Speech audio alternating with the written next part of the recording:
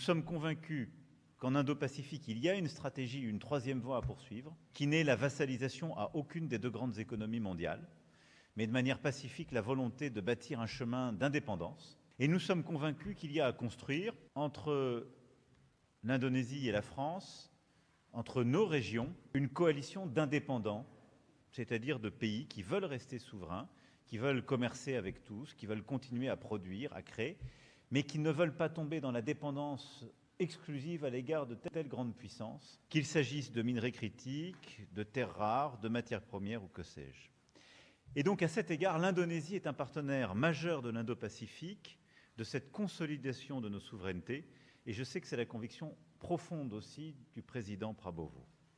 C'est pourquoi elle intervient un an exactement après celle que j'avais effectuée en Indonésie. Preuve, messieurs les ambassadeurs, mesdames, messieurs. Je suis très heureux d'accueillir aujourd'hui à Paris le président de la République d'Indonésie et je le remercie d'avoir accepté mon invitation pour cette visite d'État. Elle intervient un an exactement après celle que j'avais effectuée en Indonésie, preuve de la dynamique exceptionnelle de notre relation. Cette dynamique s'appuie sur une amitié ancienne entre nous, entre nos deux pays, et une transformation profonde de cette relation durant les dernières années. Les crises internationales en Europe, au Moyen-Orient, en Asie mettent à l'épreuve la sécurité collective du monde, la résilience aussi de nos économies et l'aggravation des déséquilibres mondiaux sur le plan macroéconomique, la montée des dispositifs de coercition économique, la volatilité accrue également appellent une solidarité renforcée. Et je dirais que ce constat n'a fait qu'accroître la vision stratégique qui est celle de la France depuis 10 ans et qui a présidé à l'approfondissement de nos relations ces dernières années.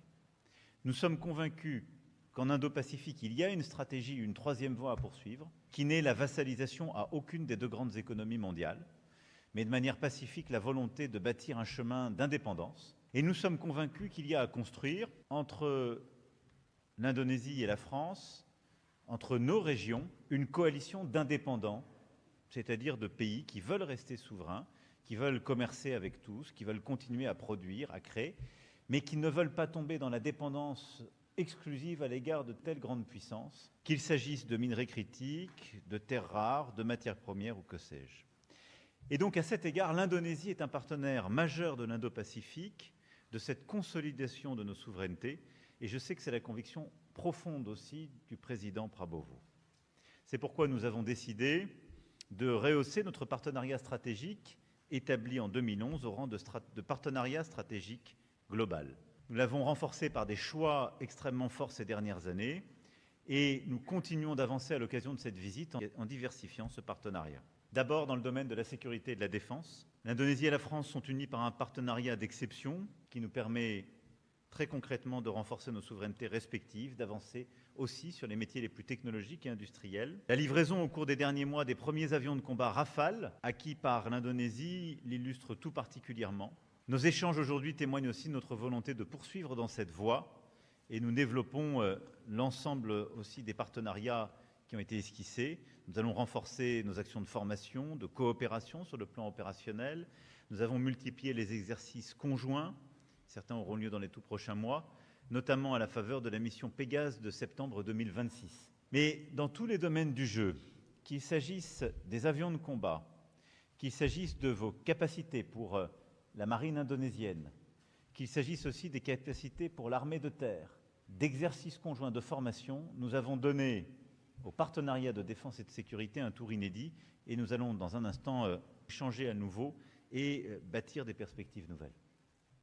En matière économique, nous renforcerons nos échanges commerciaux bilatéraux et nos investissements croisés. Je forme à cet égard le vœu que l'accord de partenariat économique global entre l'Union européenne et l'Indonésie entre rapidement en vigueur. Je sais que vous partagez ce souhait, tant nous sommes d'ailleurs complémentaires à bien des égards. Pour en tirer tout le potentiel, il est important qu'il soit pleinement mis en œuvre, s'agissant notamment de la levée des obstacles au commerce et aux investissements. Et nous souhaitons lancer des grands projets dans le transport, la santé, la transition énergétique, l'agriculture, et j'en passe. Le premier Haut Conseil d'entreprise France-Indonésie, qui se réunit en ce moment même, permettra aussi de donner une impulsion forte. C'est ce Haut Conseil que nous avons voulu ensemble. Je suis aussi particulièrement heureux qu'il nous permette d'avancer dans de nombreux domaines, là aussi dans la transition énergétique, dans les domaines miniers, dans les domaines agricoles. Nous avons beaucoup à faire pour pour avancer et diversifier ce partenariat. Je pense aussi au secteur d'innovation et nous souhaitons ensemble faire davantage dans les secteurs financiers, dans les secteurs de l'intelligence artificielle, du quantique ou du numérique. Parlant de l'ouverture de nos économies, je voulais aussi vous dire, Président, combien nous sommes heureux de l'ouverture du marché indonésien pour nos filières bovines laitières et de viande, qui accompagne aussi votre stratégie de souveraineté alimentaire, votre ambition pour améliorer l'alimentation de vos compatriotes et la grande politique sociale que vous avez lancée. Et puis je me réjouis aussi de la volonté des grands groupes indonésiens, de votre fonds souverain, d'Anantara, d'investir davantage en France. Ils seront présents à Choose France lundi prochain à Versailles et leur présence aujourd'hui avec nous est essentielle. Nous voulons aussi renforcer notre partenariat culturel pour les industries culturelles et créatives. Nous avons lancé en mai 2025 une stratégie culturelle conjointe lors de notre visite au temple de Borobudur. Cette stratégie a connu des avancées importantes ces derniers mois, que nous parlions de musées, de livres, de cinéma ou de mode. Dans le cadre de l'année de l'innovation France-Indonésie 2026, nous sommes également convenus d'approfondir et de mieux structurer notre coopération scientifique, technologique et universitaire. Et nous adopterons parmi les déclarations aujourd'hui une déclaration conjointe dans justement ces domaines. La France souhaite accueillir plus d'étudiants, de chercheurs, de talents indonésiens.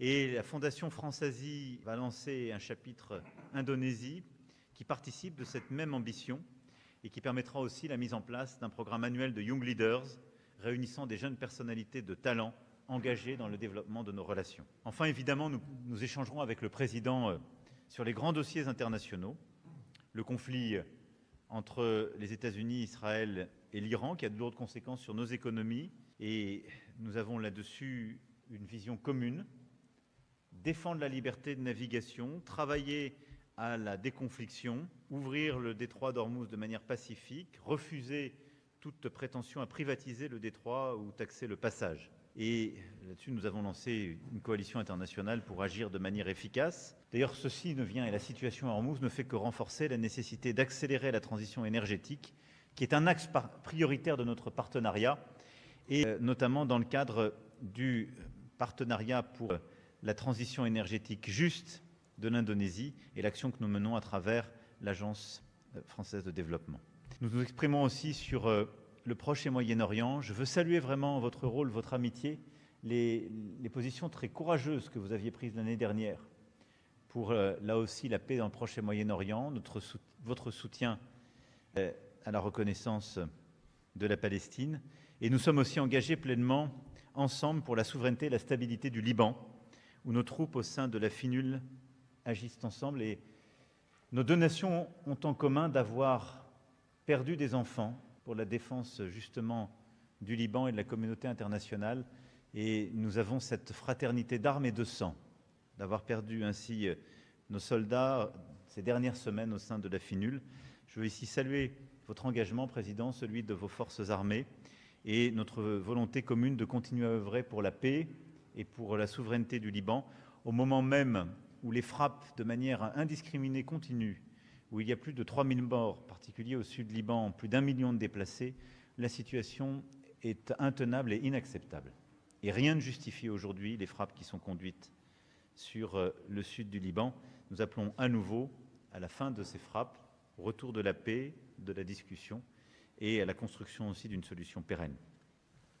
Je voudrais dire que cette situation, évidemment, ne détourne pas notre attention de l'Ukraine, ni de la pression que nous devons exercer sur la Russie. La France et l'Europe, aux côtés de l'Ukraine, œuvrent pour une paix juste et durable. Je veux saluer, Président, vos efforts de médiation, votre travail sans relâche pour parler à toutes les parties prenantes. Et nous avons eu à chaque fois l'occasion d'échanger sur ce point. La déstabilisation du monde touche hélas aussi l'Asie du Sud-Est, en mer de Chine méridionale, à la frontière entre la Thaïlande et le Cambodge, en Birmanie. Et alors que l'ASEAN occupe une place centrale dans la stratégie de la France et de l'Union européenne dans l'Indo-Pacifique, nous travaillons avec le président Prabowo pour œuvrer ensemble face à ces crises. À tous les niveaux, et je m'arrêterai là, le lien, le partenariat entre l'Indonésie et la France est plus pertinent que jamais. Il vient conforter une vision d'indépendance que nous avons pour nos pays, il vient conforter une vision de respect de l'ordre international et de la paix dans le monde, et le partenariat qui nous lie, à mes yeux, riche d'avenir. Parce que nous avons dans les secteurs de la défense, de l'énergie, de l'industrie, de l'innovation, énormément de choses à faire encore. et énormément de solutions à bâtir pour votre région et pour le monde. Je vous remercie infiniment, Président, d'être à Paris. Vous savez que la France vous aime. Elle vous l'avait témoigné le 14 juillet.